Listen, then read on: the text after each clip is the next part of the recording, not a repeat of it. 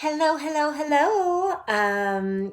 Today I'm coming from my old office. So here's a little remember when. That's my Nicolas Cage sequined pillow that I white elephant won. My internet has been pretty spotty of late, and so I decided to come in here and do my live. Today, I am actually getting all of the loose ends tied up for the spring retreat that is starting tomorrow in Leavenworth, and I couldn't be more excited about it.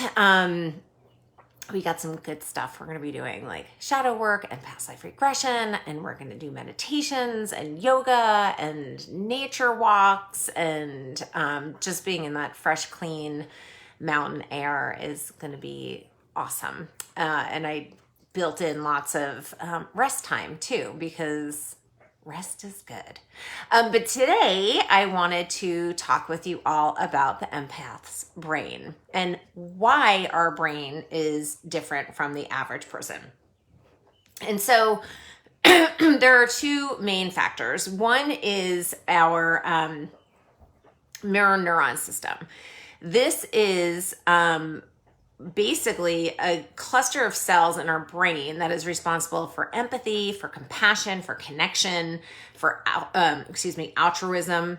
And these cells allow, just every brain has this, just FYI, but these cells allow people to mirror each other. So we could share pain, we could share fears, we could share happiness. And so it helps us connect with each other. And so if you are an empath and a deep feeler, our mirror neuron system is hyper responsive. Okay. So we are more finely tuned. I just have a tree in my hair because I was out in nature earlier, just walking the lake. Because of this hyperactivity, we connect more deeply than the average person. And it's amazing because a lot of empaths are in the service industry, whether you are a therapist and a coach like myself, or whether you wait tables, or, we want to be in service of others. And so it's just super cool because it really just helps us connect. What's not cool is when we absorb everybody else's energies. And I was having this conversation with a client of mine, and she was like, well, I just take on everybody's stuff. And I was like, easier said than done. But I was like, yeah, you got to stop doing that. Like, you got to work on boundaries. Like, it's just imperative. For anybody. But it's imperative for deep feelers and empaths because, if I took on all of the emotions and energy of my clients, I would just be drained and exhausted and sick and not good and not being able to be in service for somebody else. So I'm like actually doing a disservice if I don't have my boundaries healthy, because I'm absorbing everybody's shit, and who wants that, right? So that is why we need those boundaries in the soul care system. So our energetic sensors, somebody described it once, and I loved how they described it, that like if we have 10 fingers to sense out and feel things, empaths have like 1,000. And so because of this, we pick up on all of those subtleties, right? Like the subtlety, like emotions, vibes, energies, like again, we pick up on that stuff. And there is that correlation between, having trauma and being an empath, because we're constantly panning and scanning. Like, I just felt the energy shift over there, or that person just looked differently at me. And so we're picking up on all this stuff. So you have to do your healing work and set up healthy boundaries so that you can, really have those gifts of being an empath because we are the healers of the world. So here's a really fun fact that I'd love to share. Our mirror neuron system is hyperactive. A psychopaths, because I'm kind of obsessed with serial killers and cults. And so I just love to get into the psychology of all of it. And jokingly, like my husband is always like, why are you so into these?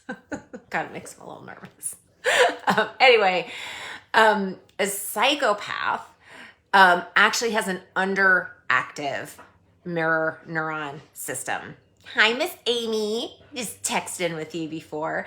And so they are known for lacking empathy, lacking connection, and lacking compassion. And they could mirror you, but they are more observing you and then trying to like pull you in and then love bomb you and do all this like really creepy stuff. So I just thought that was neat because it's like a spectrum, this mirror neuron system. And so I just think that's kind of fascinating. The second thing I wanted to talk about isn't really about the brain. It's more about the mind. And so there's a psychological theory called the emotional contagion.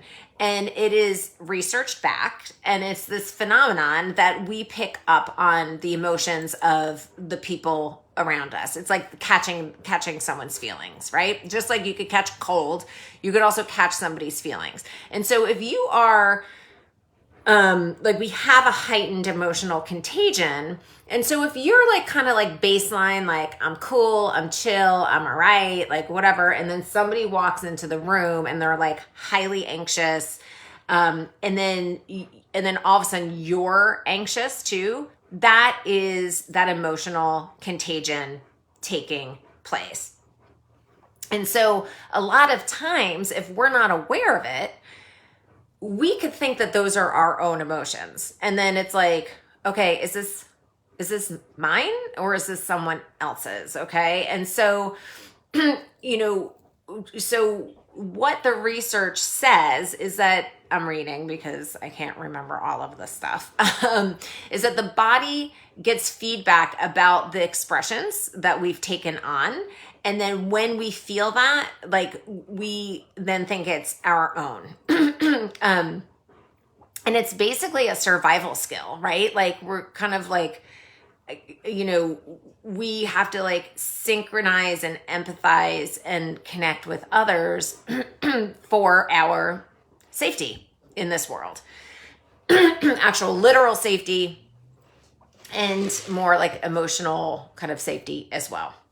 And so I'm just looking to see, I already talked about the empaths and trauma connection. And yeah, I mean, that's pretty much it. I'm sorry, that was kind of an anticlimactic ending. But getting back to that emotional connection, like if you, again, are baseline, you got to ask yourself, like if all of a sudden you're feeling agitated and it's like, ask yourself, is this mine? It is a really good question to ask yourself, because if it's not, like because we're so heightened sensitive, have such heightened sensitivity, we're also very intuitive. And so we have to learn how to trust and lean into that intuition. And so if you ask, is this mine? The answer is going to come to you. And if it's not yours, you don't have to take it on. You could, put yourself in a bubble or put yourself in a lotus. And if you actually, I'd love to hear from you guys. I have a lotus meditation that is really good for boundaries. Gosh, excuse me. And so if you would like it, just drop it in this chat, or you could DM me and I will send you the link. Just send me your email. Wait, no, don't send me your email. I'll just send you the link. You got to enter your email in order to get it. But it is really good imagery for boundaries. So like you could close your lotus and you're all inside of it and you're nice and yummy and safe and your boundaries are closed. Or you could like open up your lotus, and when you're around like safe people that you trust. So anyway, that is it. I am going to roll because I have to gather stuff for the retreat, and I'll see you on the flip side. Mwah. Bye.